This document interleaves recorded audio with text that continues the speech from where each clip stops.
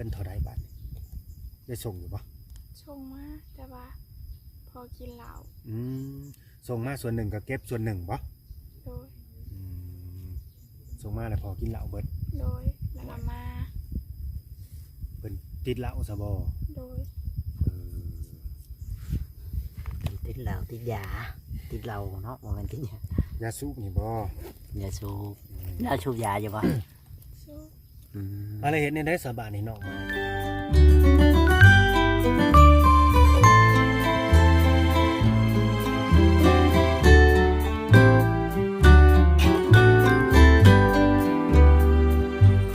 สบายดีพ่อแม่พี่น้องไปวันนี้ก็มาหาทางน้องมาให้เพิ่นพี่น้องเนาะเพิ่นก็อยู่กันอยู่ซ่านอยู่คือเก่านะพี่น้องจังไรกับผักพ่อแม่พี่น้องเป็นกำลังใจให้เด้อพ่อแม่พี่น้อง FC ที่หักแพงทุกท่านทุกคนที่เข้ามาดูมาชมเนาะช่อง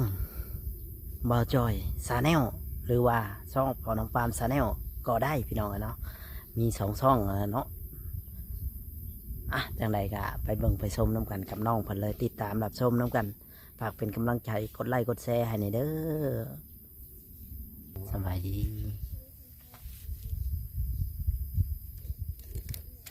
เป็นได้โอเคอยู่ตามอันไหนอันนี้ไม่ให้อายนี่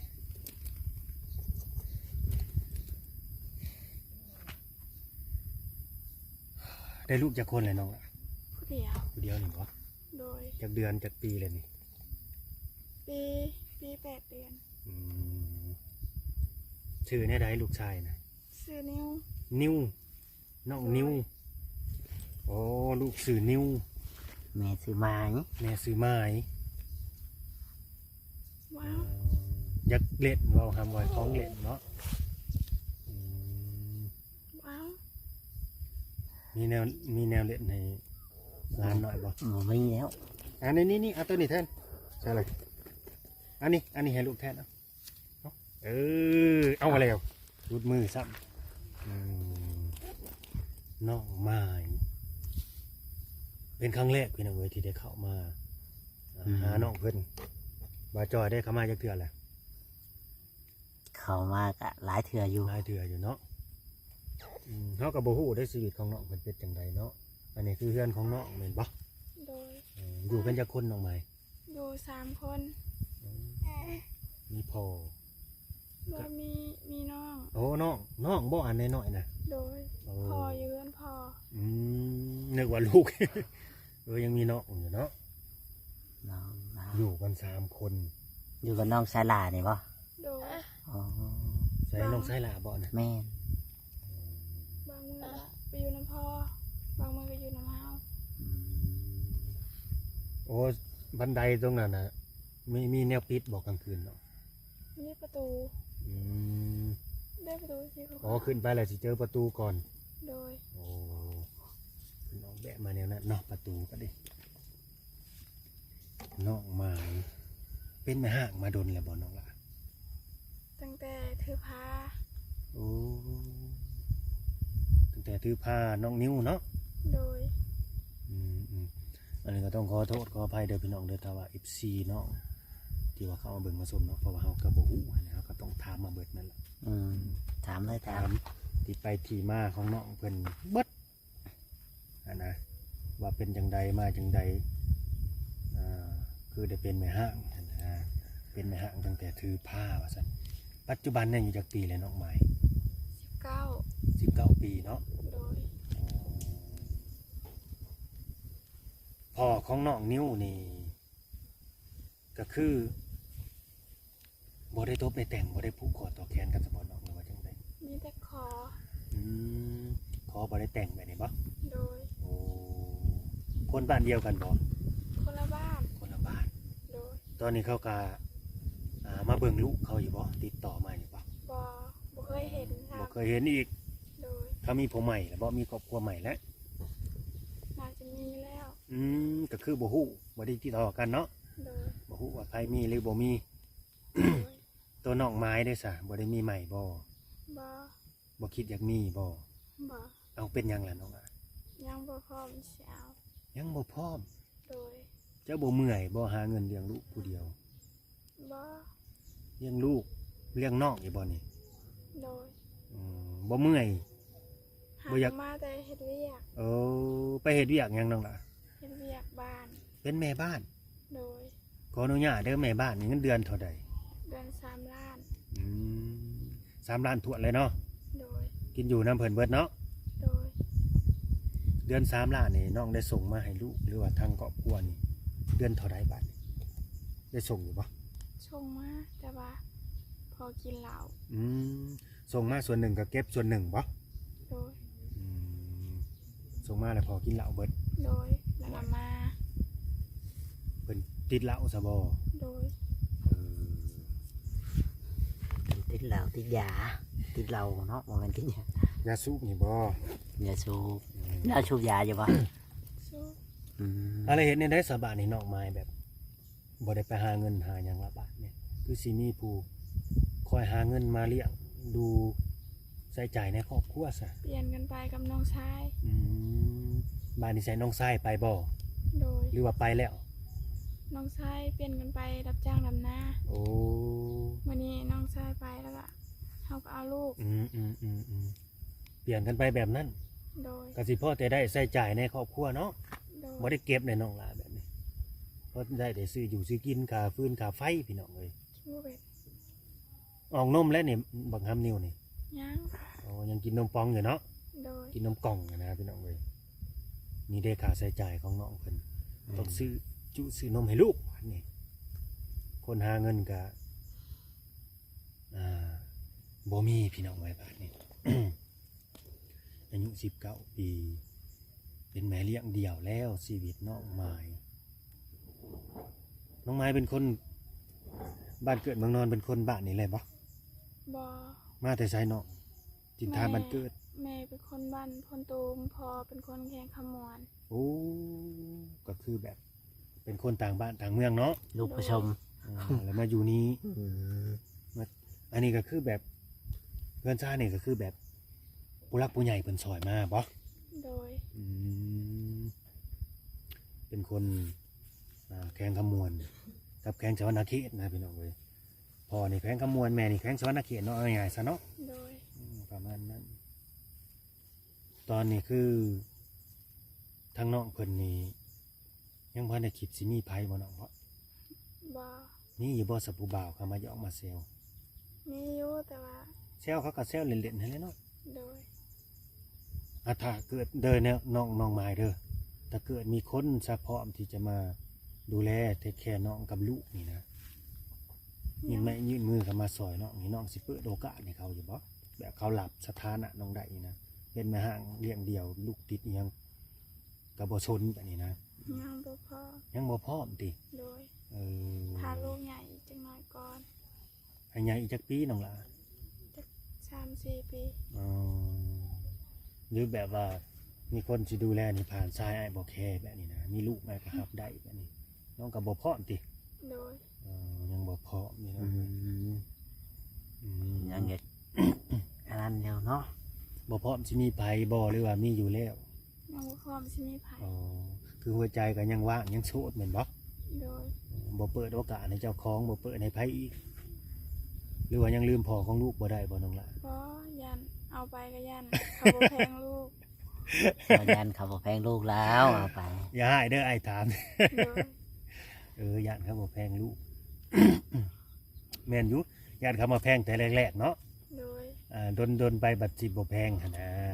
ยันแพงแต่แรกๆได้แพงแม่กับแพงลูกหั่นนะ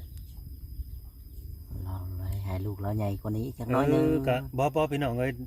เว่าพื้นเนาะตามหลักก็แบบว่าน้องนิ้วก็ยังน้อยอยู่นะบ่ได้รู้จักอิหยังข่าวว่าผู้ใดแบบว่าฮักแม่ก็ต้องฮักลูกน้องได้หั่นแหละเพราะยังน้อยๆนึงหั้นนะบักหำนิ้วก็ดิยังบ่จักพี่สังซ้ำ คำพาไปใช้ก็ไป แม่นเอิ้นแม่แล้วบ่นี่ ยังว่าบ่เป็น โอ้ยังบ่ได้ว่าเอาซ้ำมักฝรั่งเด้อหันทำนิ้วงั้นรู้จักเอิ้นสื่อนิ้ว อืม เอาบ่พอใหม่บักหำ เป็นว้าวใช่ เราจะมาเป็นว้าว ชีวิตเนาะอันนี้ถือไปกับบดีพี่น้องเอ้ยอันนี้คือน้องนี่กำพร้าพอแล้ว ก็พาแม่เอ้ยบอกลูกแล้วบอก กับลูกน้องนิวกับผ้าพอ อืม บัดแม่ได้ซะ แม่บ่มี เออลูกกำพร้าพ่อแม่บัดกำพร้าแม่บัดแม่น้องก็บ่มีเนาะมีแต่พ่อนะเอาแล้วสมมุติแน่นี่เด้อน้องไม้เด้อมี FC บ่าวลาวนี่ซะเพิ่นอยากได้ช่องทางการติดต่อของน้องนะน้องก็สิให้เพิ่นอยู่บ่ โด แต่ ย เพิ่นอยากเว้าอยากคุยนำแน่นี่นะให้กำลังใจน้องแน่นี่ โดยคุยเล่นได้อยู่ คุยเล่นได้เนาะ โดย บางทีคุยอีหลีได้ซะเพิ่นคุยอีหลีได้เพิ่นอยากเล่นได้ซะก็แล้วแต่เนาะนะก็เนาะ โดย แต่คุยกันเบิ่งเนาะบางทีแบบ ถ้าเกิดว่าเขาทักเข้ามาแบบ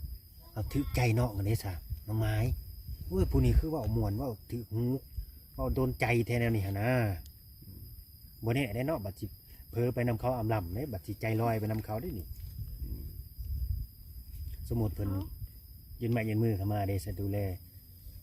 น้องหลากาจุขานมลูกนะมีแล้วบ่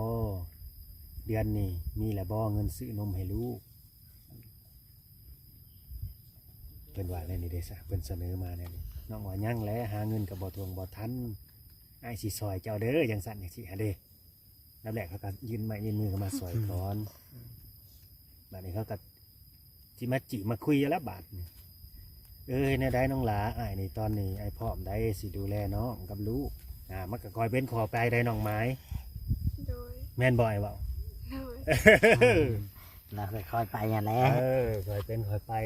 ทีละก้าวนะทีละขั้นตอน อันนี้บ่ได้ยัดเยียดเลยพี่น้องเลยคือเราบ่ได้มายัดเยียดแบบว่าสิหาปัวให้น้อง บ่แม่นได้เนาะคือมันแนะนำแนวทางให้สิซื้อยันว่ามีแบบผู้รักผู้ใหญ่สงสารน้องให้ดูเมตตานะ แม่น ชีวิตแม่เลี้ยงเดียวผู้หนึงที่ว่าสู้ชีวิตกับแม่นเนาะลูกก็ยังน้อยๆไปหาเงินก็น้องไปหลายเดือนอยู่บ่ไปหาเงินอยู่เวียง มาก็ไปเดือนปลายมีข่าวว่าพ่อกินแต่เหล้ามา แล้วได้แล้วบ่เงินเดือนน่ะได้แล้วบ่ ได้เบิกโอนมาซื้อข้าวกินซื้อนมเลยพอ เอ้า ดีฟรีเบิด ซื้อข้าวซื้อบ่มีให้มีน้ำบ่เนาะ บ่ อืม มีอยู่นะแต่ว่าบ่มีรถเฮ็ด โอ้บ่มีเอ่อ เครื่องไม้เครื่องมือ บ่มีเครื่องมืออุปกรณ์เนาะ โดย งัวควายก็มีอยู่บ่น้องล่ะ บ่มี บ่มีหยังเนาะ โดย ตอนนี้คือชีวิตของน้องนี่ข้าวก็ได้ซื้อกินแม่นบ่ โดย อันนี้พี่น้องเอ้ยข้าวก็ซื้อกินว่ากันอยู่กับหลายคนก็ลำบากเลยได้มันก็สิสิ้นเปลืองหั่นนะ ก็หลายอยู่กันอยู่ หลายบ่ ถามมันว่าจากคนน้องหมายทั้งหมด กินนำกันหั่นนะจักคน กินน้ำกัน กิน3 คน อืม กับผู้น้อยอันแหละ อืม พอกินเฮือนพอ โอ้คิดว่ากินร่วมกันนะ บ่ คือแยกกันเนาะ เรามาเล่นเฉย อืม คือแยกกันแล้วเนาะ ๆโดย เออเป็นแยกกันแล้ว คอยคือว่ากินน้ำกันพ่อแม่พ่อลูก กินไปกินมัน อืม คือพอมาในนี่บางทีพอก็มาช่วงเวลาลูกกินหรือว่ามาอยู่เป็นมื้อก็กินน้ำลูกแบบนี้หั่นประมาณนั้นเงินบ่เนาะ โดย พี่น้องเอ้ยถ้าเกิดว่าผู้ใดเนาะที่ว่าเข้ามาเบิกมาสมเนาะเพื่อเห็นชีวิตของน้องเพิ่นกับอีต้นสงสารน่ะนะพี่น้องเอ้ยอยากช่วยเหลือเนาะอยากได้ดูเมตตาน้องเพิ่นเนาะกินนมยังนี่ลูกของน้องกินนมยัง นมกำมะลิ นมกระป๋อง กินนมกระป๋องอีก โดย บ่ได้กินแบบงัวแดงงัวดำคือเขาไปนี่บ่ได้กินบ่ บ่มีเงินซื้ กินนมกระป๋องมาต้มทรงใส่น้ำนี่บ่ โดย โอ้ยพี่น้องเอ้ย เราบ่มีเงินซื้อก ระสมบ่มีเงินเนาะ เลี้ยงไปตาม มันสิมีแบบสรรพคุณมีคุณประโยชน์ที่สังอันนะพี่น้องเอ้ยนมก็มาใส่ข้าวจี่กินนะเอาง่ายๆซะ อืม แต่ก็อ้วนเนาะ แมน บางคำนี่ก็ไปกินมันแห่งสิตัวใหญ่เลยนี่ก็ไปกินนมแบบกลางวัวแดงหั้นนะนมรสจืดอหย่างนมโรงเรียนคนไทยหั้นนะ แมน แห่งสิตัวใหญ่กว่านี้แห่งสิอ้วนกว่านี้เลยนี่แต่นี่กินนี่น้องก็บ่ได้ยอดนี่กินได้ยักเดือนแหละนมนะกินแบบนั้นนะนมแบบน้องเว้านะ กินแต่น้อย อืม อ๋อคือ น้องบ่ได้เอากินนมน้องเลยบ่ กินตอนได้ กินได้จักเดือน กินได้ประมาณ5 เดือนแล้ โอ้ วก็ แล้วก็เอาอ เข้า อกนม ไปเฮ็ดเวียกแล้วก็เพลมาแล้วก็ไม่เสียเลย อืม น้องเพิ่นไปบ่ได้เฮิงนกไปได้ละเทื่อครับ โอ้ มีแต่มีเรื่องมีราว จำเป็น ไปแล้วก็มีเรื่องโลด อยากหยอกแม่บ่บ่ครับนิวน้องนิวพี่น้องเอ้ยเนาะก็ตามนั่นแหละเนาะ แม่น เราก็ยินดีที่จะเป็นสะพานบุญให้หรือว่าสะพานใจก็ได้เดี๋ยวพี่น้องเลยเล่นไลน์จะบ่เนาะไลน์ก็มีบ่ มีแต่แอป อ๋อมีแต่แอปกับ Facebook บ่ โดย Facebook นี่คือสะดวกแจกเพิ่นอยู่บ่ถ้าเกิดผู้รักผู้ใหญ่เพิ่นอยากได้ โดย อืมโอเคเด้อพี่น้องเด้อก็ตามนั่นแหละเนาะ แม่ เป็น น กำลังใจให้เด้อน้องหล่าเด้อ โดย เนาะสู้ๆเนาะขอให้มีแต่สิ่งดีๆเข้ามาในชีวิตของน้องเพิ่นนะพี่น้องเอ้ยเนาะเราก็ได้แต่เป็นสื่อให้นั่นแหละพี่น้องเอ้ยเนาะเผยแผ่ให้ FC หรือว่าผู้รักผู้ใหญ่เนาะถ้าว่า แม่น FC คนที่เคยช่วยเหลือน้องอยู่แล้วก็ยังติดต่อกับน้องอยู่บ่แบบผู้รักผู้ใหญ่นี่นะเคยช่วยเหลือน้องที่ผ่านมานะมีอยู่บ่ บ่มี บ่มีแล้ว โดย ผู้ใหม่ได้มีอยู่บ่น้องล่ะ บ่ อืม ทางบ่มี บ่มีเนาะ อืม พี่น้องเอ้ยกันบ่มีก็ผู้ใดอยากเว่าอยากคุยเนาะหรือว่าสิช่วยเหลือน้องทางด้านใดก็ได้เนาะมีแต่ติดต่อมาเอาเฟซแล้วก็เบอร์แอปน้องเพิ่นนำแอนนินได้เนาะตามนั่นแหละเด้อเฮาก็สิได้จบคลิปไว้ซ้ำนี้แหละพี่น้องเอ้ย โดย ฝากกดไลค์กดแชร์กดติดตามแล้วก็เป็นกำลังใจเด้อพี่น้องเด้อเนาะสุดท้ายให้น้องเพิ่นอยู่ดีมีแฮงเนาะเฮ็ดหยังทำหยังก็ขอให้ประสบความสำเร็จเด้อน้องหลาเด้อ โดย เนาะ โอเคเอาสบายดีน้องสบายดี สบายดี โดยสบายดี